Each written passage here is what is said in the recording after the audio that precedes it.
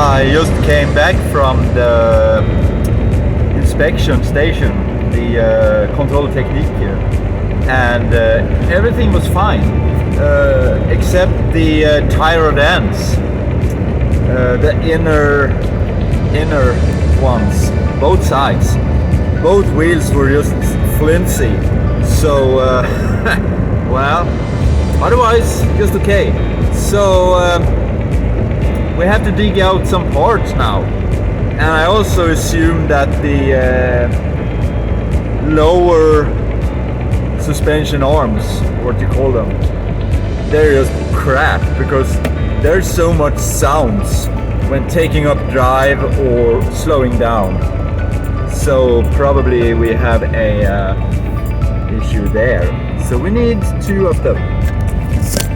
And I always we're in the ditch now because I was looking in the camera. Yeah, GS ready for the summer. What else? It smells awful. I was just at the post office and got a package that I ordered, and when I parked the car and walked to the door, the whole area just smelled of burned oil or something, or very rich fuel mixture and oil. It smells ridiculously awful. Imagine driving behind this car. Yeah.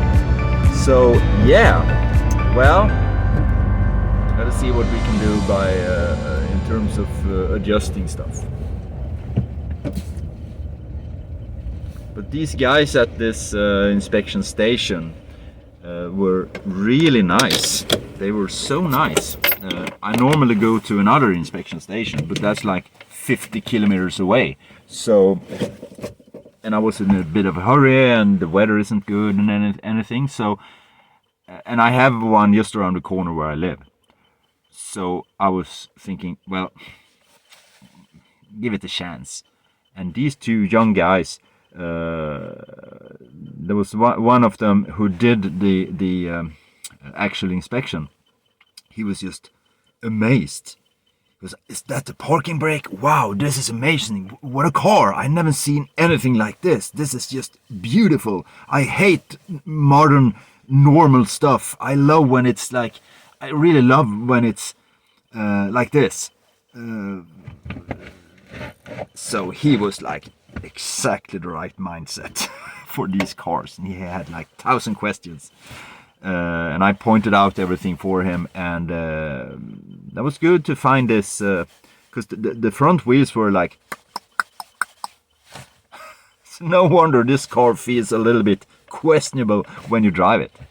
So it's always good to do the inspection and find out what's wrong with the car, because now I can change those parts, go back, get a clear protocol, and since the car is 50 years old, I don't have to go there anymore. In Sweden we have this 50 years rule that you don't have to go back to the inspection station anymore if it has passed an inspection when a car is 50 years old or older. Okay, let's go in and have some lunch. So the other day, going back from the control station, I was aware of this pretty ferocious play in the steering. Both sides were a bit of a, what should you call it? Well, ferocious. So, and some days after that, I was having the GS. I drove the GS into town because it was participating in a movie play. So Swedish television is shooting some scenes in a industrial area for a new tele series, which will be launched next year, I think. And they wanted this car to be standing in the street, and there were some other cars there. It was meant to be 1979, I think. Anyway, going there and back again, I was so aware of the gears being all over the place. The steering wheel, the play, and also I think the lower suspension arms are totally worn out, because every time I release the clutch and starting to take up drive, and when I start to engine brake, there is bad sounds, clunk, clunk, clunk, and that's not the steering. That's the suspension, something in the suspension. But today we're gonna see what's wrong with the play in the steering. So have a look at this. Just move the camera.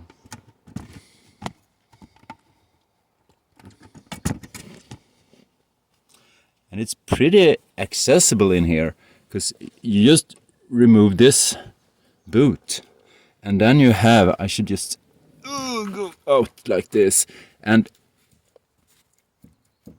I think you can hear the play, and this is just moving pretty much. So we're going to change this part, and it seems to be both sides. There is no lack of grease here. So here we have it loose, and we can actually I can feel the play in it. I think that is like 1 millimeter play, so it's pretty bad. I would like to have like a grease nipple here, so I can fill it with grease from behind, because the good ones I have here, they're much stiffer. But I would like to, oh sorry, I didn't show it. They're much stiffer and everything, so these are like new. I found them on the attic, all those parts I have. But I would like to have grease in here, so I would like to have some kind of grease nipple mounted here, so I can fill it with grease, so I could see that the grease comes out from inside, so I know it's like properly greased. But let's see about that. So I managed to put some grease here, and this little thing that locks the nut, because it's like a nut here. So we're just gonna mount this now. It's a pretty easy fix actually. So I just took this apart, the old one, and I didn't turn this so much, so I would probably have the same, almost the same alignment here, and then we're of course gonna do a front wheel alignment adjustment now when everything is tight and okay again, at least when it comes to this one. So let's see about this lower, which I'm suspecting is a problem here. I'm just gonna put this back here. This nut, spanner 22. Yeah, let's get this back.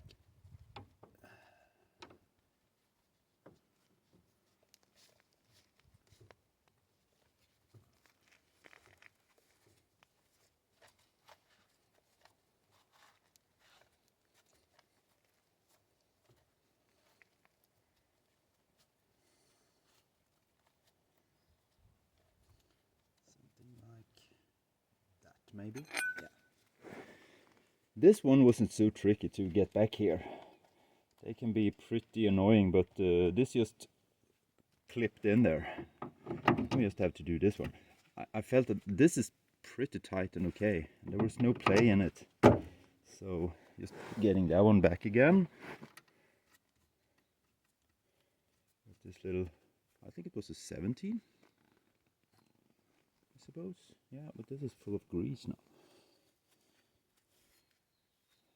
Citroën greasy flips. Yeah, there were. Yeah, that was a 17. Just gonna tighten this one up. This is tightened and done. And it was such an obvious problem. So I hope it's okay on the other side too, or it's the same issue. I also filled the rack with the steering rack with new fresh grease, just because I could. So no play at all here. This is definitely going to show when you drive. This is going to feel pretty nicer. Then we'll see about this, because that sound when taking up drive and braking is hilarious.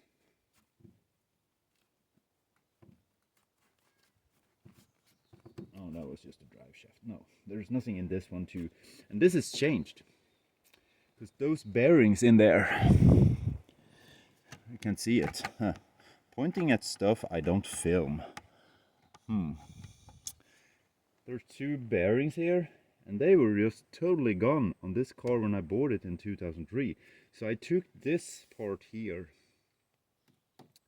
and changed it from a GSA that had like no miles at all on it, and suddenly the car behaved very much better.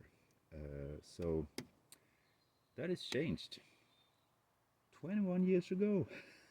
Time flies. Well, this is done. Let's do the next side, the other side. And then I think we're good to go concerning this scene.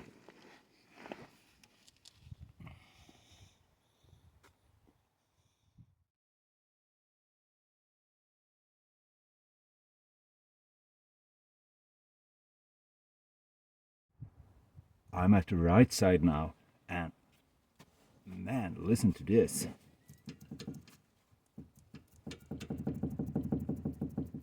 I think you can actually see it there. This was way worse. This is like 2 millimeters. Wow. Yep, let's whistle it apart.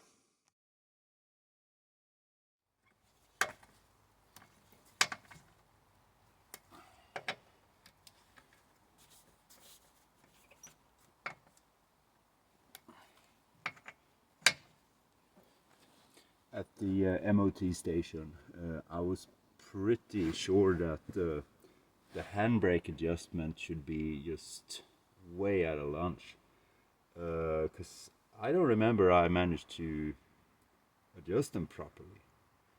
And well, the wheel is away from the ground and I can just tighten everything as much as I want. And that was the case on both sides. And when they tested the handbrake, the meters went up straight as exactly the same at both sides. So I don't know, it's perfect. So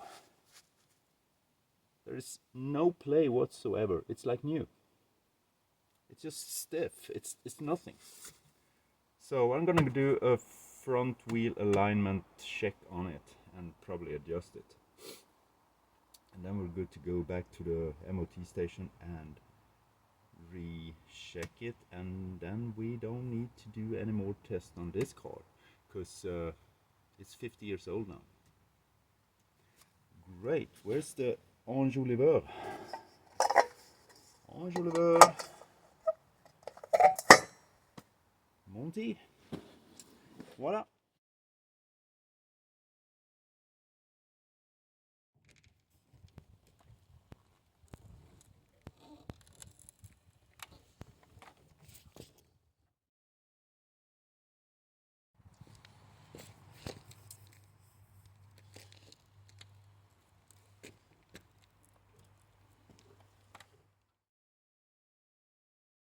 Just want to show you how this just starts up and holds perfect stable idle when cold. Maybe it's due to the flat base on a carburetor, I don't know. Look at this.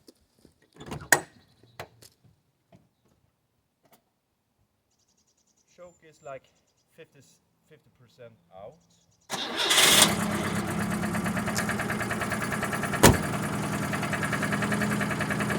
And you can tell from the Conrod sound, or what it is, that this engine is dead cold.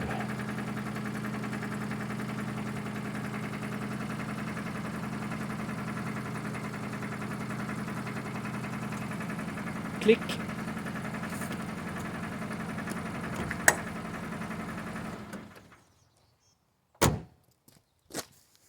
How about that? Okay, let's wrap this together and go and have some dinner.